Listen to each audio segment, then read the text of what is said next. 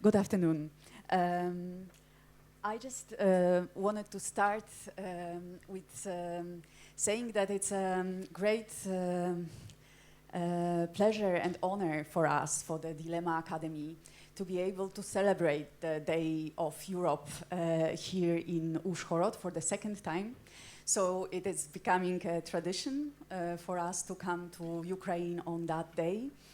And maybe just before we start the panel and the discussion, I will say just a few words about the Dilemma Academy itself. Dilemma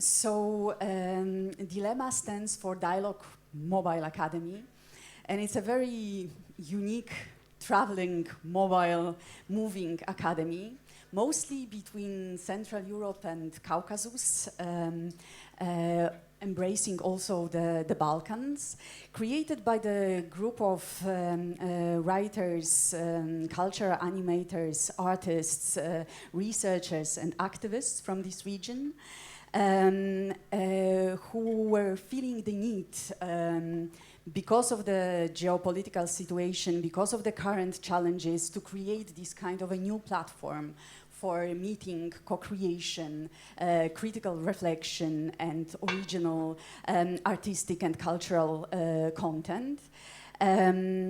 We do have different formats of meetings, so we have this mobile academy meetings happening in different places for a few days with intensive programs of debates and artistic events, like the one happening here in Uzhhorod over the next few days.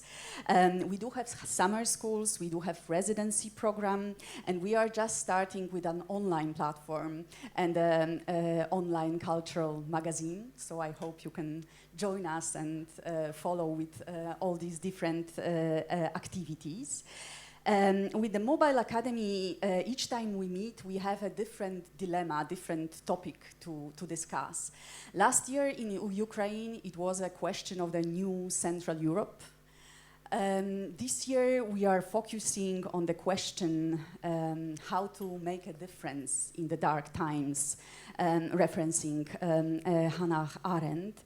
And this panel will be our first discussion, introducing and kind of outlining this dilemma, this topic.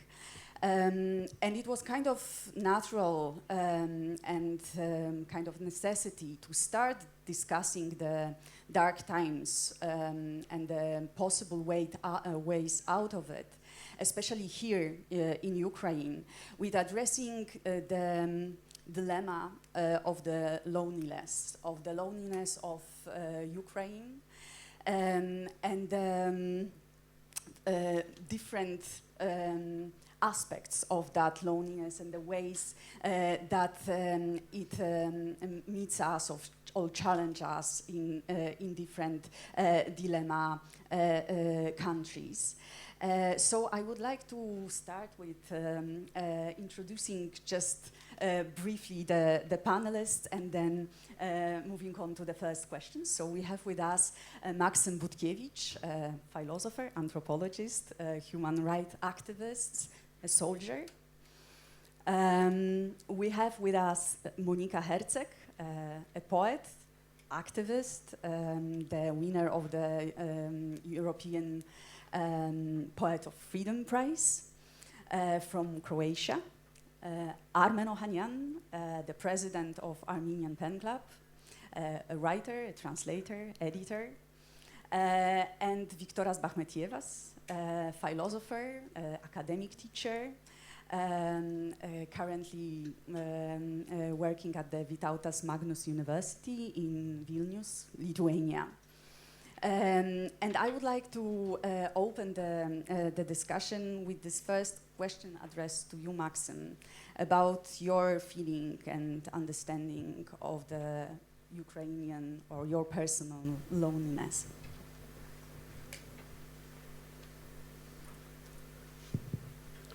Thank you very much. Well, that's a huge one, of course. A lot it depends on under what circumstances you try to define or to feel your own loneliness. I just allow me to refer to part of my biography, recent story. As a soldier, as an officer of the armed forces of Ukraine, and I joined the army in the first days of full-scale invasion in 2022. I've never been a military before, and I never thought I was going to be a military. I was rather anti-militarist in my worldview, and I still am. And I don't see currently any contradiction between this and being proudly a senior lieutenant of the armed forces of Ukraine.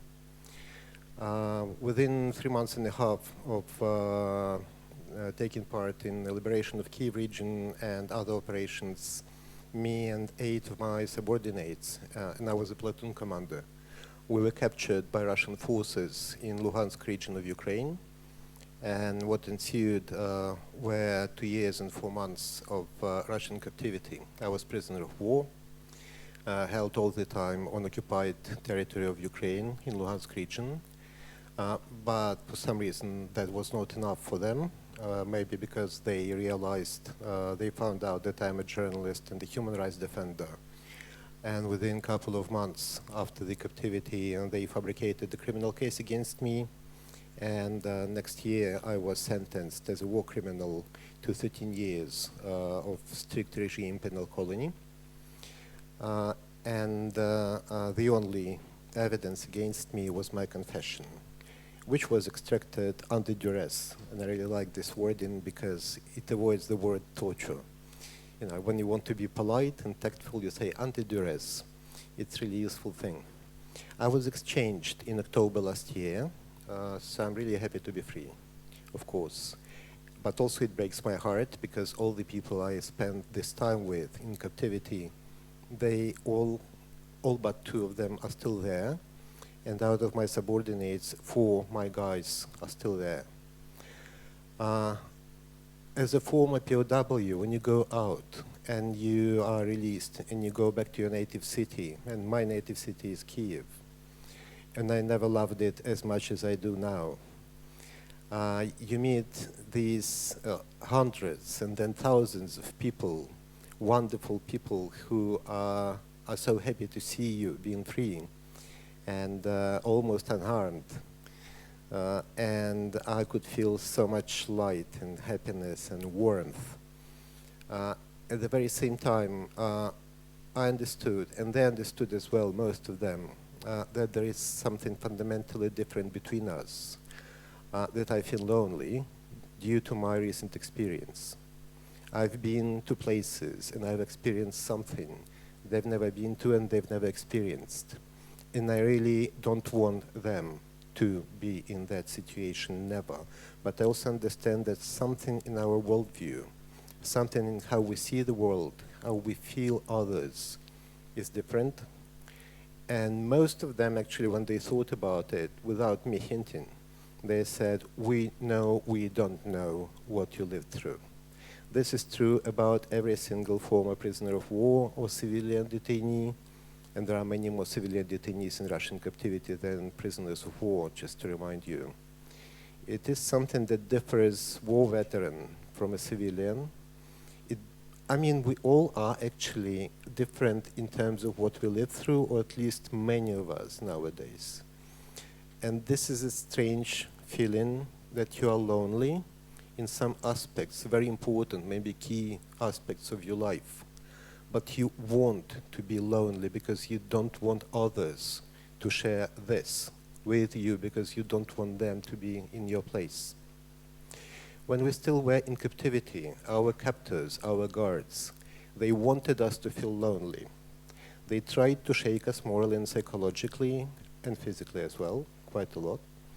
And they insisted, especially in the first several months of captivity, we were held incommunicado with no connection to the outside world whatsoever. And they told us many times that you are abandoned, you are forgotten, everyone has forgotten about you, you are on your own. You are just at our mercy, and no one has access to you, so we can do to you whatever we want, but no one cares about you, no one at all. I was lucky, I was fortunate. I just laughed at it. There was not a single second of my situation there, even in darkest moments, when I believed it. I knew, I put all my trust in my loved ones, in my family, in my friends, in my colleagues, just in beautiful people out there, that they remember me and that they remember us. And it just turned out that other POWs, Ukrainian ones, they came to me to listen to it, that I was telling them we are not forgotten. So this is like destructive loneliness when you are abandoned because you are isolated. They wanted us to feel isolated. Physically we were, but morally we were not.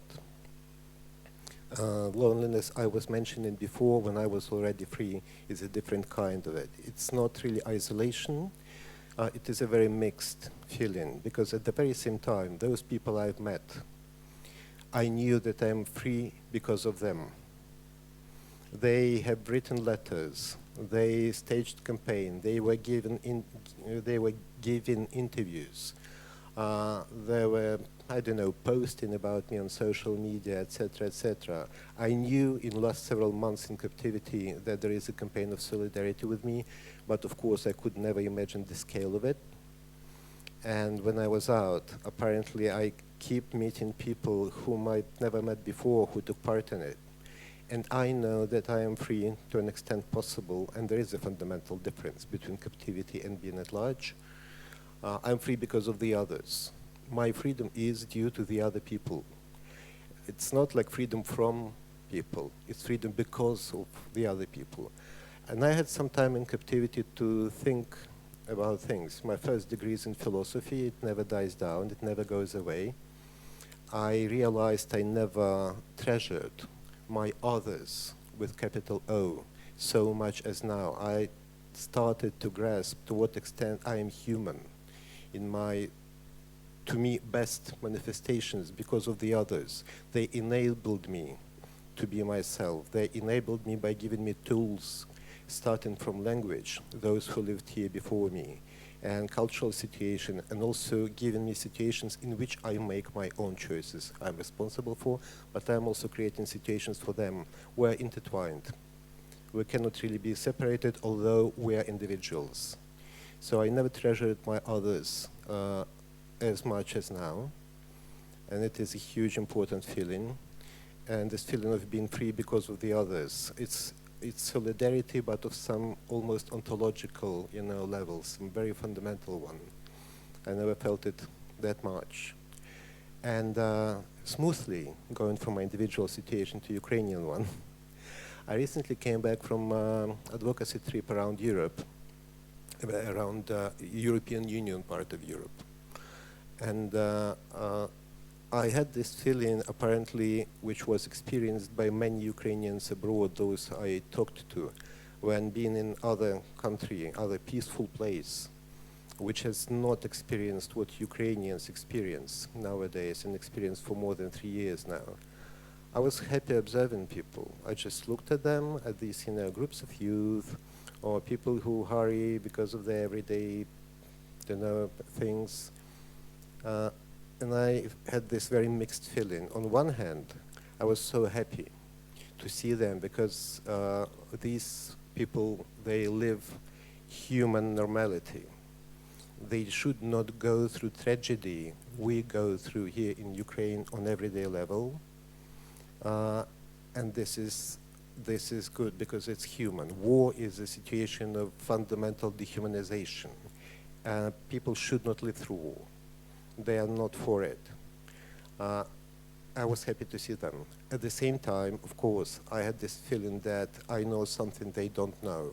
And there was this feeling that I want to come up to someone and like to shake him or her, almost physically saying, you don't know what's happening. You don't understand it. It's like wake-up call. And apparently a lot of Ukrainians feel the same way, those who live abroad or those who visit. This feeling of being alone in terms of, again, your experience, similar to the feeling of former prisoner of war. We lived through something I really would not like other communities and countries live through. And I'm happy. I want, as terrible probably as it sounds, I want us to be lonely in this experience. Because if we are not lonely, it means that we could not defend ourselves and other communities have to join us in this terrible tragedy, I prefer to be lonely on that.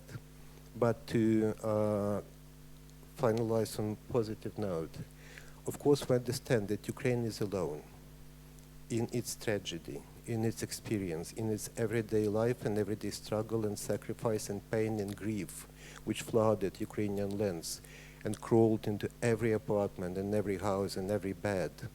Sorrow. At the very same time, Ukraine is not on its own, it's not alone, because if it were, we would not be seeing each other here in May 2025. We would not be able to continue our resistance. We can do it specifically because other communities and other countries help us, assist us. I won't discuss now at this moment to what extent, sufficiently or not. But if we were on our own, completely, like isolated, as our guards wanted us to feel, we would not be able to withstand for so long. The only thing that bothers me, to what extent we are assisted, or there are sympathies towards us from people in other communities, just because they sympathize with the underdog being attacked by, vicious, horrible, huge neighbor. Or maybe they understand that it's not some distant Russian-Ukrainian story, that this is our common story, and they're part of it already, because Ukraine does not defend Ukraine and Ukrainian territory only.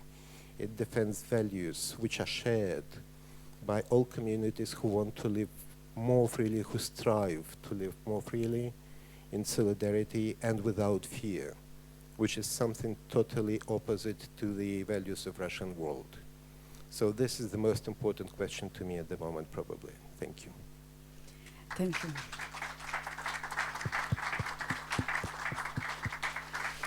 And I would like to take your question that you just formulated and direct it into our other panelists and ask them from the perspective of their own country, from the perspective of the community that they work with, from the perspective of their own artistic and academic work.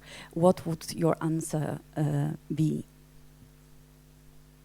Monika. And first, I'm also happy to be here. Since Croatia has history as it does, we share the tragedy of the recent war too. I was born during the war, at the beginning of the war, and my father was also in the war as a defender. He's deceased now. I think that war leaves consequences that are unimaginable to those, luckily, as you said, who were not near it. And these consequences last for decades. The war is, a tragedy that happens, and it's ongoing thing. But after the war, there is this thing that you have to deal with what's left of every one of us, what's left of the families, what's left of what happens with traumas that were not processed because you don't have time. So I think even Croatia now, 30 years, 25, I'm 35, so yes, it's 30 years after the ending of the war. It still struggles to find its way. So how to find any answer when you see that 30 years after we don't have any kinds of answers? But I think that even putting the questions in order is a good way to start, because making constant questions makes us to search for answers. And I think that every search is a good one. Well, what I was thinking about also, when you have to go back to the loneliness, and I'm happy that you first came from your own position, that loneliness comes from this point of not being able to share the same experience or even the same story with some other people. I would agree on that, but I would also think of how this loneliness of individual is actually making global loneliness, and this geopolitical issue is very interesting because Ukraine, in my point of view, is alone, because yes, it does have help, but the way I see it and the way we see it in Croatia, we feel that the history is happening again with on major scale, because during the times when Balkan was in wars, Serbia is not huge Russia, and it's not a geopolitical force in that way. So this comparison is wrong one, because now we have a huge force that was trying and still tries to reshape the world, and the world is not saying a thing. So I think that this geopolitical loneliness is a question, but it's also the question for the other countries and for European Union that I think it's falling apart. European Union cannot handle anything that happens recently, and maybe it's like that for a decade. I don't know, it was this situation with migrant crisis, we were hoping to handle it, we were not handling it good. We had situations with a lot of fascism recently. So I don't know when this happened that fascism became okay and that actually this terror of lies, and Krzysztof was mentioning pop culture. I think that the thing is, when we think about pop culture, we don't put it in the frame with popcorns, but it's the same thing, it's the fast solutions. And what is happening is, I think that we live now in this strange area, space of society, of normalization of lying, constant lying and constant disinformation, which is completely on the contrary of what culture, empathy, and really having a strong position with someone is. So if you live in a culture of lie, which now happens to be almost entire world, Russia has campaign of lies since Soviet Union. Europe said nothing. You mentioned Hannah Arendt. Hannah Arendt writes in Eichmann in Jerusalem that Europe did nothing about monstrosities done by Soviet Union. So it's kind of a long time pretending that the story was not to end where it ends, So that means that Europe was kind of wanting to be blind because it was probably more political and more easy going way. And then what is the saying, shit hit the fence. But again, we are blind, we don't know, we don't care. War, there is a war. Yes, maybe we can send some, weapons, okay.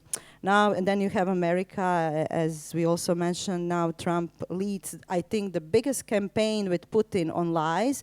So we have two major forces that are now completely built on a lie as something relevant. So that means that moral is completely destroyed, that the society in which you want to rely on truth and you want to rely on something that is a value is also on destruction. And then if you have a culture of lies, what can culture do? This is also an interesting, position. So I try to answer, but it's hard to answer. I think that I raise more questions. But I think that what we all can do in this position of culture is that we raise awareness. This is the point of view I think that we can all do. We can talk about what is happening in Ukraine, what is happening in Gaza, what is happening all around the world, especially if the countries are not reacting properly. And I really disagree, that this is not our responsibility. It is. I really despise every president who is, kind of pro-Russian, because that means he's completely an idiot, and this is really, like, we should say that. This man is an idiot. And we have also a situation in Serbia where we have this blindness of European Union towards Vučić, who is the idiot also. And it doesn't go with, this line, Croatia, Serbian conflict before. No, this man is really truly an idiot, pro-Russian idiot, and entire European Union is pretending that he is not doing huge damage to entire region. And now we have protests, wonderful protests of Serbian students for months. Entire Europe is pretending nothing is happening. So yes, I try to find an answers, but maybe we can continue to raise the questions. I would especially like to come back to your question about what can culture do here, but that's the second round. Armen, from the Caucasus perspective, with its own struggles now, the Ukrainian loneliness in this geopolitical situation, how it is felt? Oh my God. Hello there, lonely people. What can I say? I'm not into geopolitics, I'm not an expert, but loneliness, that's an Armenian topic, so I can reflect on that. We're kind of experts in Caucasus. I mean, we practice a lot loneliness. Somehow Armenians manage to, to stay alone and isolated, and it used to be a strategy for survival for a while, probably. And then we were like, no, you can't be isolated. Isolation is bad. It's like negative, You should build an open society, open the windows, open the doors, open the borders, open. And then lockdown happened, and Claudia was right. That was a crucial moment, probably. It fastened some processes, because isolation at that moment became some kind of, good strategy to survive. And then this lockdown changed a lot. Also technologies, of course, another factor that was there. I mean, technologies you are stuck at home, you just order a pizza, you are isolated and disconnected from the reality, but you have the option to be connected to another virtual reality, which is a huge change maker in this game. And probably, yes, we can continue on this, and some kind of immortality probably was promised to them who will be isolated. And immortality, which is like life after life, was a traditional promise of the religions, but then it became a promise of technologies and sciences. So existential switch, some kind of switch had happened, and I think that yes, lockdown was important. So Armenians who are, this is just a simple fact. I don't throw the words like, oh, we are experts in loneliness, because we are surrounded. So Turkey is there, Iran is there, Azerbaijan, and Georgia, our other neighbor. So we have Armenians in Georgia, we have Armenian community in Turkey, till now more than 80,000, church, schools, everything, even after genocide, 110 years after Armenian genocide in Ottoman Empire. We have a huge community in Iran. We used to have a huge community in Azerbaijan, but probably, you know the situation with Nagorno-Karabakh people who just fled the country in like 2 or 3 days. It was like very fast. So, and we don't have these communities in Armenia. We are stuck, we are alone. We are very homogeneous, and still we are afraid of everyone around. Like all the neighbors. There was this conversation about neighbors, and I was like, it's like our neighborhood, We hate all our neighbors, and all our neighbors have a problem of trusting us. There is a huge distrust. And somehow I was like, this loneliness, or I was like asking myself, maybe it's somehow we are responsible for that loneliness. In case of Armenia, I'm not talking about Ukraine. Maybe we did something wrong. Maybe we can rethink how it may happen that we are in this situation where we are constantly like against all the world, and all the world is against us, and we are like in a constant search of a savior. For a while, after 2018, when revolution took place in Armenia, and they were like, during the revolution, Nikol Pashinyan, who was leading he is now prime minister, he was like, oh, no, we have any geopolitical issues here, it's just internal, non-violent, non-blood, blah, blah, blah. And then for face saving, especially after after every revolution, you are getting some bloody war as a rule. We even called it Velvet Rose of Maidan, because we had Velvet Revolution in Armenia, and then Rose Revolution in Georgia, and then Maidan. And after every revolution, as a punishment, a full scale war was coming to the region. And then I was asking to myself, okay, this may sound like a face saving, because we started to imagine Armenia as a, imprisoned Frankenstein bride, like you are a weak, kind of a Rapunzel, and there is this demon, and you have no other choices. And I call Armenia, in this case, like limited democracy. You are young and limited democracy, because it's a unique case. You have still Russian troops in the country, and you can't point any other country in the world that has a fully autocratic systems army in the country, based in the country, and still pretending to be a democracy. But we are somehow managing to be a young democracy in the region. So now I don't have answers for this question, how to overcome loneliness, but the lesson here is learned, we should rethink ourselves. And in that sense, I really share Krzysztof's position. It's like high moral position, I suppose, but to ask ourselves how it happened to us, how we became what we became. Maybe we should rethink ourselves and rethink fundamental things also. So that's why I think that there is hope.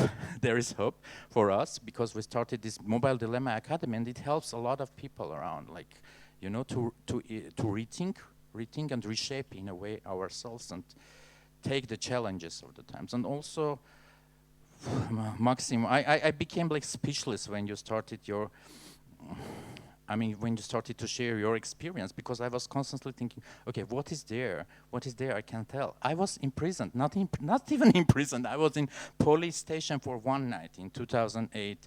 And for a long while I was thinking, oh my God, that was a terrible, terrible, terrible trauma probably for me. But I was in prison, in police station, I was not even tortured.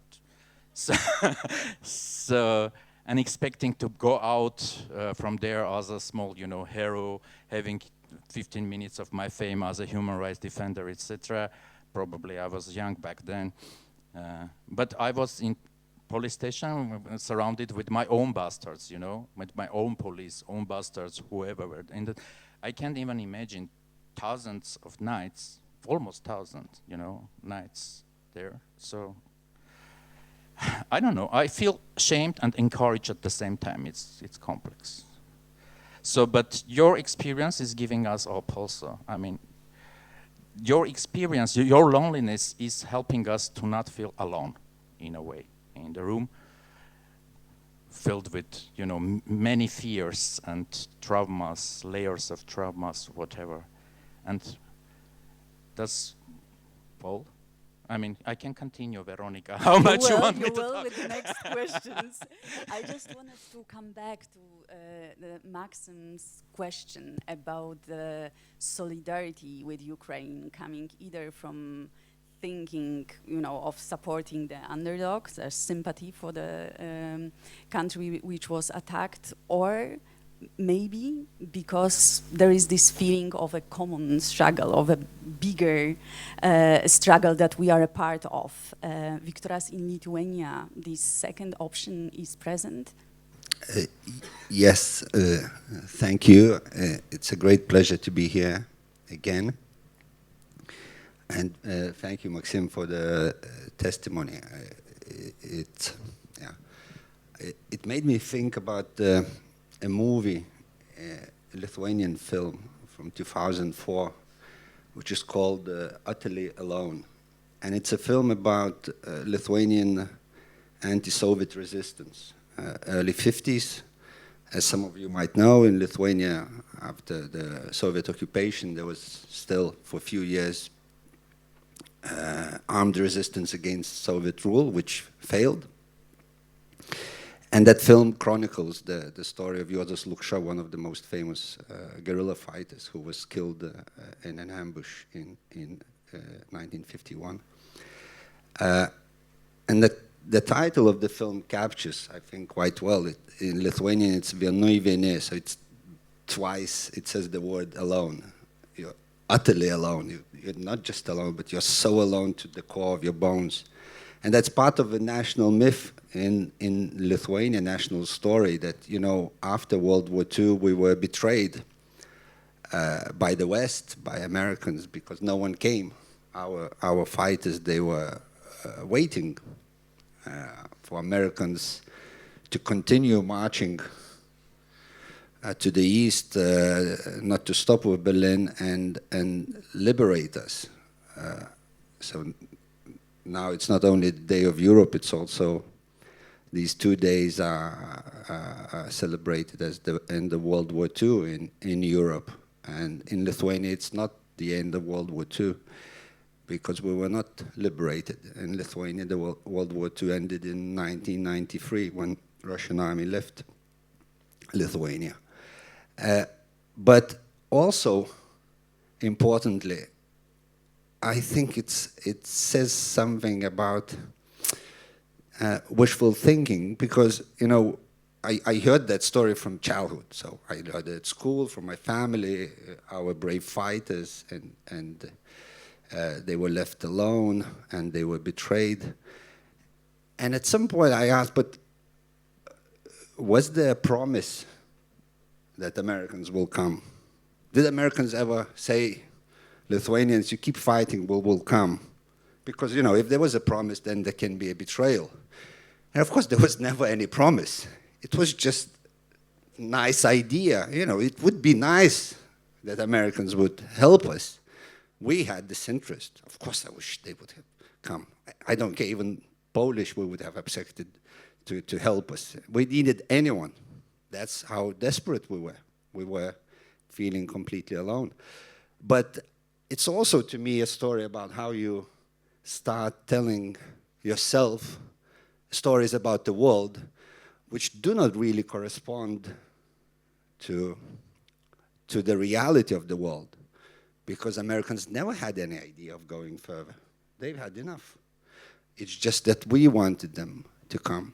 So that's one thing that I keep thinking about every time I remember our resistance, that somehow these brave, unbelievably brave young men who sacrificed their lives, and they knew when they were joining the fight, there's no escape, there's no way out of that. They were basically joining a lost cause. And somehow perhaps that story that someone will come was a psychological tool for themselves to give a glimmer of hope. And the second aspect, which is also very curious to me, is of course that they were not on their own in the sense that they were all alone as individuals. There were thousands of them, thousands, especially late 40s. They were quite well organized. So there was a huge collective. It was a resistance army, underground army, but it was an army. Thousands of people who felt being together alone. And that's such a paradoxical thing, isn't it? I think Maksym will recognize immediately, because of course, and I know that because, you know, my experience is, of course, stupid one, a childish one, but when I was 10 years old in 91, in Lithuania, it was an important event when Gorbachev sent tanks against mass demonstrations in Vilnius. I was 10 years old. I remember leaving home that night with my mom. I was pretty sure I'm not gonna come back. It was very clear knowledge, which is not advisable to a 10-year-old kid, that I'm gonna die tonight. At the same time, there were thousands of us, thousands, tens of thousands of people, and we felt really alone. We felt really alone. And I'm thinking, what is this? So I think there's this special feeling of loneliness when you're somehow exposed to your own vulnerabilities. And that can be as an individual identity, but that can be also collective identity. A nation, for example, Lithuanians or Ukrainians. And then you need someone from the outside to somehow confirm that that's what you see as the world existing, what is true, what you hold is true, that this is not your illusion, this is not your delusion. That's why you need the world to confirm. You are not alone in seeing this evil for evil as it is. You are not alone in feeling this as danger. That's the loneliness, I think. So you're looking for signs of recognition from others that that's what it is. That what happened in Bucha is genocide. It's inhumane, you know, things like that. That we're not just, you know, this is just the Ukrainian perspective or in 91 Lithuanian perspective.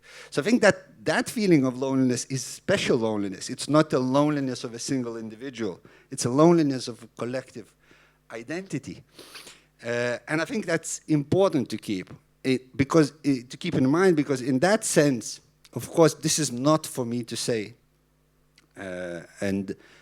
But I think in that sense, Ukraine definitely is not alone. There is no question in my mind that Ukraine is definitely not alone. As pathetic as that might sound, Lithuania is all the way with Ukraine. There is no question about it. There is no even doubt about it. There's, of course, and we can discuss that. Of course, we have, I think, limited competences, me for sure, but of the support that materialized in the sense of armament, in the sense of material goods, etc., etc. And you could ask, can you do more? And I think the answer is always, of course we can. Because you can always do more. As a human being, you can always do more, and as a state, you can do more. So there's always debate and deliberation, and and you have to consider many things. But in terms of Ukraine being alone with this reality with which it was confronted, I think there's no question that it's not. And I wouldn't say, so for me it's easy to talk as a Lithuanian, because I'm, you know, Lithuania, and I'm quite critical often about my country, I think has done exceptionally well.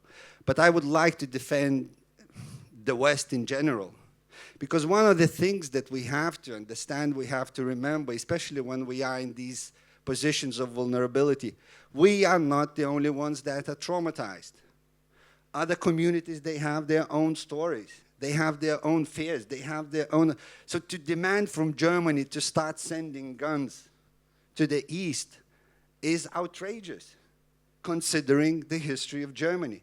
And looking at how Germany has changed in the last 3 years, they have done exceptionally well. I will argue that with anyone, considering to the position from which they come, considering the history of Germany, considering their historical traumas. And they have a right to have their own traumas. It's not only us who are, you know, historically preconditioned to be somehow special, and the others are there just to take responsibility. So I think that is important, especially in these moments when we are exposed, and that exposure is what creates the feeling of loneliness, that others might have their traumas and their fears and their loneliness too. And that will also help us to understand and to create dialogue. So that would be my short answer. Thank you, Viktoras. And it goes with the other question, which was popping out here a lot. So, Maksym, in our conversation, you said that in Ukraine there is absolute awareness that there is no going back. So, the feeling that what is happening is bringing the huge change, and there is this time of transformation. What kind of solidarity culture could support this feeling of this change being our common struggle, but also common change? Well, in the first place, really, you know, even up until now, when I meet my friends and my colleagues, we discuss things, and still, even more than 3 years after the beginning of the full-scale invasion, and more than 11 years since the start of the war itself, from time to time someone says, you know, when things will get back to normal, and then he or she stops him or herself saying, I apologize, because we know that things will never be as they were. They might be normal, but this will be new normality. It is already new normality. Nothing will be as it was, and at least it's very easy to confuse your own bubble with society as a whole. But I think everyone understands that nothing will be as it was, And not only in terms of pain and sorrow and trauma, no, not only that. There is awareness of a different kind, of a different level, feeling of responsibility. There is incredible solidarity culture, like everyday solidarity. I don't only mean donation to the army, which is the usual thing. A lot of people start their day with donation and they end their day with donation, if they can afford it, of course. There is, well, basically the lifeline of very fashionable nowadays word in Ukraine, resilience of our society, of course, is civil society in widest meaning of the term. Informal networks, mutual support, civic organizations, informal initiatives, just social networks being built, used for solidarity purposes. And also there was, coming back to the time in captivity when Donald Trump, after his inauguration quite soon, for the first time, made these outrageous statements about Ukraine and about war. Apparently, and I've written a text about it. I didn't want to, it just came out of me. He's repeated all those statements Russian interrogators told us in captivity. He was basically speaking out of notebook of Federal Security Service of Russia's officer when he said that Ukraine is a failed state, it would not survive without American aid, that Ukraine started the war or at least provoked Russia, that it should make peace, that they did not have to fight in the first place. Why have they? There was only one statement he never repeated, for obvious reasons. Our interrogators told us that, of course, Ukraine, apart from being non-existent state, is also just an American puppet. Americans rule everything. And well, with all the developments and the whole almost U-turn of the new American administration regarding Ukraine and regarding Russia, well, it's really unclear where they are now, what will take place. But suddenly, all those who did not sympathize with Ukraine for their anti-Americanism, which they for some reason perceived as anti-imperialism, and these are two different things. Suddenly they witnessed American puppet, this Ukraine, not being puppet at all, having its own agency, and stating after this initial shock that, okay, we had one outrageous regional empire in making against us, now we have superpower being probably also against us, we don't care. We have nothing left but to fight and to resist. And probably among the most popular slogans in Ukraine nowadays are paraphrased, good old ones. The main ally of Ukraine is Ukrainian armed forces. And much more interesting for me, the main ally of Ukraine is you. Like it's written on the wall, for instance, in Kiev, in several places. This feeling of, well, geopolitical loneliness we've suddenly found ourselves in, with only ally being our European friends and partners, but being too slow and limited in their resources technically. It also gave the ground to find fundamentals inside ourselves, basically. We put our hope on ourselves in the first place. It doesn't mean that we have illusions that we can withstand without international partnership and support this war of attrition. But we treat ourselves differently as a community. I think it is important. And also at the same time, when international, I wouldn't like even to use the word assistance, but when we see that someone is our ally and it comes to the values, it is treasured also much more. And like there are communities and countries which are just by definition somehow our friends, like Baltic states among them, of course, Nordic countries, most of them among them. We treasure it differently due to, I think, their attitude. Not only amount of aid, amount is crucial, but attitude towards what's happening. So I think attitude comes first, because it dictates to what extent they are ready to, to support, we believe, our common European struggle. Because really, among people whom I know, we don't see it as Russian-Ukrainian story. We see it as European story, but European in terms of values, like story of all communities which try to be free and to have to treasure human agency. Of course, there is quite a lot of bitterness when it comes to last 3 years. We remember that at the beginning of full-scale invasion, there were all these limits on supplies. We will give you this, but we won't give you that. Then, okay, we'll give you this, but not that. And this year in European Union, I've met politicians who told me during bilateral meetings, if we gave you in the first year what you really needed, all of it, the war might have been over by now. But we didn't do that. And they also said, you offered us 3 years' time to finally get ourselves together and understand what is going on, and we wasted it. And unfortunately, there had to be this kick from all over the ocean, suddenly to realize that probably we should do something else.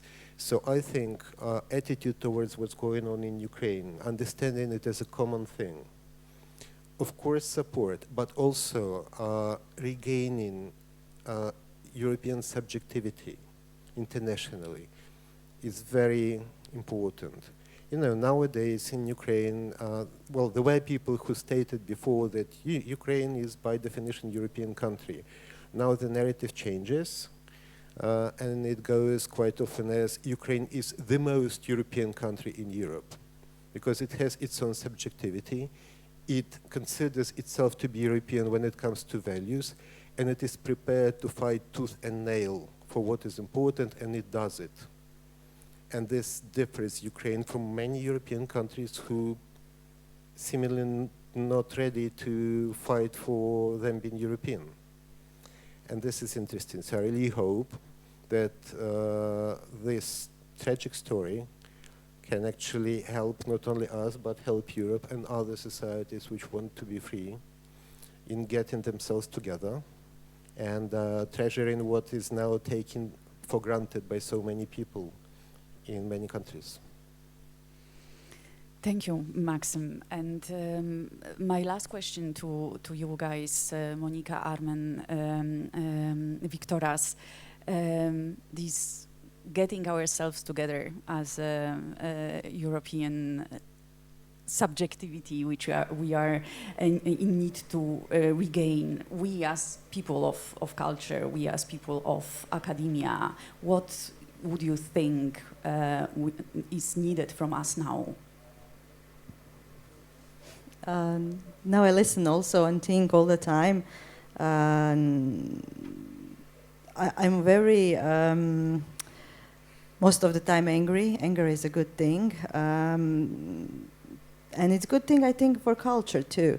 Because culture, at least when we put it in this maybe recent times, I don't know, I'm not here so that long, but it's always compromising as far as I see it. So we won't do this, not to say that. We won't put it here because it could be wrong. And I think that when it comes to culture and when it comes to art, that it should not be buyable, especially in the times of this hard capitalism. So in the moments when you cannot buy art and culture, there is a place where change can start. Because for times now, I don't know, probably centuries or thousands of years, art and culture has always been the place where the seed of change has become possible. And even though we can say, what can poetry do, I think, and you will probably agree, Andrei was telling me also how poetry and literature also live in Ukraine a lot. since the beginning of the war, because people need stories. We are storytellers of our own lives. We are in crucial need of art, stories, poetry, but what I think is necessary, and it has to be this drastic change of how we do things. We cannot pretend that when we go on the surface that something will change. This is also the mentioned Krzysztof again, what he says about deep culture. I think that deep culture can be change and saving for all of us, but to be deeply in the culture, we have to come back to what, as Armen, you were saying, what a human being is, if she is now seeing someone suffer. And Viktoras, you were also saying, and you said the attitude is important, and it is, because when someone is going through pain, seeing that pain and saying you are real, your pain is real, I see it, we become witnesses. To be a witness of a genocide, to be a witness of a crime is as important as anything else. So we should not think that our position is by that thing little. No. If there are thousands, millions of witnesses of what is happening, at some point it has to stop. I truly believe that. But then we all have to acknowledge and say we see it. We have to scream about it. We have to become loud. We cannot pretend that this war is not going on now for 3 years. And the thing is, it's as it is with every war, is how many people has to die to end this. And then if that is a question, if we want to say no one more, then we have to think of the solution, how to stop the war. Let's bring all the smartest people, if not world, Europe, yes, let's say this is European problem. Someone made a mess in our own, what is the dvorište, the yard, This is something happening to all of us. Okay, fuck the world. We have this little, our ground. Someone has not being a good player and it is hurting someone.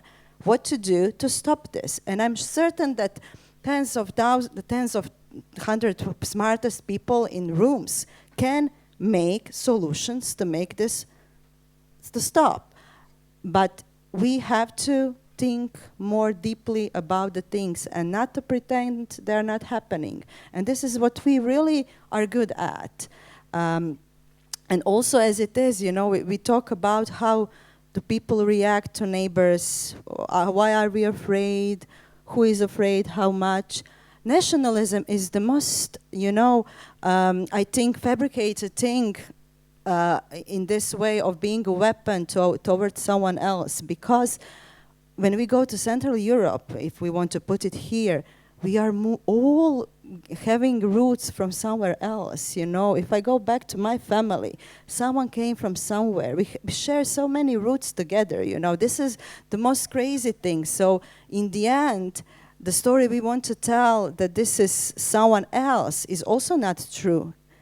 The neighbor is also us, We are the same people in this, thing that is bordering us. Okay, you have it like that, it's a border. But when we put out the border, everyone is facing another human being who probably has so much in common, even the genetical material. And what is the thing is also that if we are so frightened by our neighbors, like the states, in this condition, we also have to come back to ourselves as a human being, to this loneliness you were saying. Ask ourselves, why am I afraid of someone else? Because we developed civilizations on the picture, actually, of our own picture of our bodies. Cities are simply, developed as a functioning human being. They have bloodline. They have, exit to the bad material side of us. This is the cities becoming, organism like we are. That means that we always go back to ourselves. That also means that our societies are just pictures of ourselves. We are frightened. what is happening with the world that we are frightened. This is also, then we go to basic emotions that we should listen, emotions, and teach our children to listen. It's like fear is only a reaction of your body that tells you something about the world you live in. That means fear is not wrong. It's a very good information for you. Every emotion is a great information. Why are we afraid? Why are we afraid as human beings? And then why are we afraid of someone else being our neighbor? That means that we have to, go from some categories that we know, but to do that and to connect it with culture, we have to go really much, much deeper and to listen to each other, but deeply listen and to understand this is a beautiful human being who has been through suffering. I hear you, I feel your pain. Not only say, okay, that doesn't work that way. We have to engage, to see, to understand, and to say, I see you. Maybe I cannot understand and feel what you have felt, because this is, yes, we can try to walk on someone else's shoes, but we can see and we can hear the stories, and think this is some good point to start with. Thanks. Armen, you said that the Ukrainian loneliness and Maksym's testimony made you feel less lonely in your loneliness. The action that could be taken further to go to the direction of this common responsibility and common struggle on Caucasus, how you say it? I don't have a recipe, but fundamental change should be there. It just gave me an example about, reminded me about recognition. Armenian genocide has been recognized all over the world, but it didn't make us close with Turkey. It even deepened the, so recognition, yeah, it's probably important, but it's necessary, but not enough. Probably Europe hadn't choose 2-3 chances that it had in the past to integrate Turkey, and then we would have, democratic Turkey, who would automatically become our natural ally. It is our natural ally in even this Erdoganian Turkey, in my opinion. So I think not even supporting, co-creating together can be a solution. Co-creating, doing it together. It's like, father giving money to a child all the time, like I'm supporting you, go and buy some toys, and never playing with. That's a bad example probably, but I mean, I'm simplifying the things. So co-creating together, rethinking together our mutual future, and it's not only about interest, it's something else there. So that might be a solution for now. And for the genocides, etc., I don't know. In the historical future, I can see maybe we will not live so long to see it, but reconciliation is the only way for any genocide to be overcome, because we have this 110 years of generational trauma, which has been used by geopolitics so many times, and it became even institutionalized in Armenia. Because I'm for example, not I'm from Eastern Armenia, Western Armenia, so there is a difference. So my family didn't suffer, but I am also traumatized somehow, because it was institutionalized in Soviet period, and it was a reaction to Turkey to, Iron Curtain, of becoming part of NATO. That's all. That was so simple. Before that, nobody talked even about genocide in Soviet Armenia. So yeah, not to be used, not to become puppets in geopolitics, and be more proactive and start co-creating and doing things together.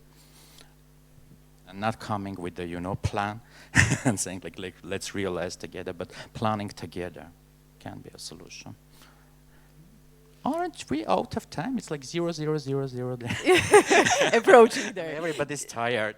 Just last word for Viktoras. So this challenge for Europe to feel the common struggle, building solidarity. Yeah, because I have no time, so it's very easy. I have to come up with a slogan. So the slogan is the following. Western Europe has to wake up, and Eastern Europe has to grow up. What I mean by that is that Western Europe, since World War II, has outsourced its geopolitical security to America, and the States are sending very clear signals to Western Europe that it doesn't want to provide that anymore. And that means Western Europe has to wake up. And Eastern Europe has to grow up. What I mean by that is that Eastern Europeans, all these post-socialist, post-Soviet countries who emerged after collapse of Berlin Wall, they thought that, you know, if we run very fast, at some point we'll arrive in the West, and then the big boys will take care of us. And that's not the case. It turned out that the Western big boys, they have issues of their own, and they sometimes tell their problems to us, and we just say, no, no, no, we don't give a shit about your problems. You have to solve our problems. Migration is an immediate example in European Union when southern countries ask for solidarity from Eastern Europe, and Eastern Europe says, no, no, no, we don't care about your migrants. Solve your issues on your own and send us weapons because we need to defeat Russia. So we need to grow up. This is not a kindergarten anymore. If we want to be taken seriously, we have to take responsibility, and we have to listen to the problems of the others and try and help them. That's how solidarity works. It's not a one-way street. So, yeah, to repeat, Western Europe has to wake up, and Eastern Europe has to grow up. Yes, and on that note, thank you so much for the discussion. Thank you so much for listening to us. I'm really sorry that there is not enough time for questions, but I hope that we will stay here and have an opportunity for the more informal conversation. Thank you.